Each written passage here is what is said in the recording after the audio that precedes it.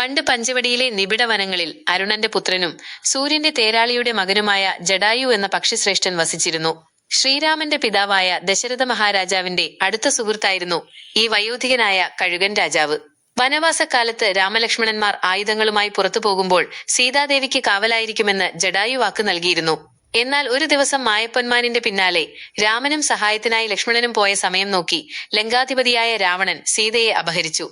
തന്റെ പുഷ്പക വിമാനത്തിൽ ആകാശമാർഗം ലങ്കയിലേക്ക് കുതിക്കുന്ന രാവണന്റെ കൈകളിൽ കിടന്ന് സങ്കടപ്പെട്ട് കരയുന്ന സീതയുടെ നിലവിളി ജടായു കേട്ടു.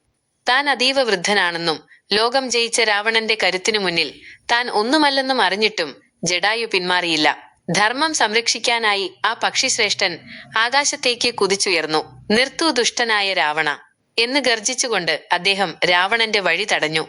നഖങ്ങൾ കൊണ്ട് രാവണന്റെ ദേഹം കീറിമുറിച്ചും കൊക്കുകൾ കൊണ്ട് ആഭരണങ്ങൾ കൊത്തിത്തെറിപ്പിച്ചും ജടായു ഉഗ്രമായ പോരാട്ടം നടത്തി. ജടായുവിന്റെ ആക്രമണത്തിൽ രാവണന്റെ തേരും വില്ലും തകർന്നു വീണു. എന്നാൽ കോപിഷ്ഠനായ രാവണൻ തന്റെ ചന്ദ്രഹാസമെന്ന ദിവ്യവാളെടുത്ത് ജടായുവിന്റെ ചിറകുകൾ അറുത്തുമാറ്റി.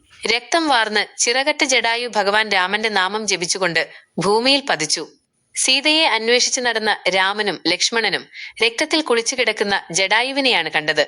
ആദ്യം ഒരു രാക്ഷസനാണെന്ന് കരുതി രാമൻ വില്ല് കുലച്ചെങ്കിലും തന്റെ അവസാന ശ്വാസം മുറുകെ പിടിച്ച് ജടായു രാമനോട് സത്യം പറഞ്ഞു. സീതയെ കൊണ്ടുപോയത് രാവണനാണ്. അവൻ തെക്കൻ ദിശയിലേക്കാണ് പോയത്. സീതയെ രക്ഷിക്കാൻ തന്നാലാവുന്നത് ചെയ്ത ആ വലിയ ഭക്തന്റെ അവസ്ഥ കണ്ട് ശ്രീരാമൻ വിതുമ്പിപ്പോയി. സ്വന്തം പിതാവായ ദശരഥനെ പോലെ കരുതി രാമൻ ജടായുവിനെ മടിയിൽ കിടത്തി. ആ പുണ്യകരങ്ങളിൽ കിടന്ന് ജടായു തന്റെ പ്രാണൻ വെടിഞ്ഞു. തന്റെ പിതാവിന് നൽകുന്ന അതേ ആദരവോടെ രാമൻ ജടായുവിന്റെ അന്ത്യകർമ്മങ്ങൾ നിർവഹിക്കുകയും അദ്ദേഹത്തിന് മോക്ഷം നൽകുകയും ചെയ്തു.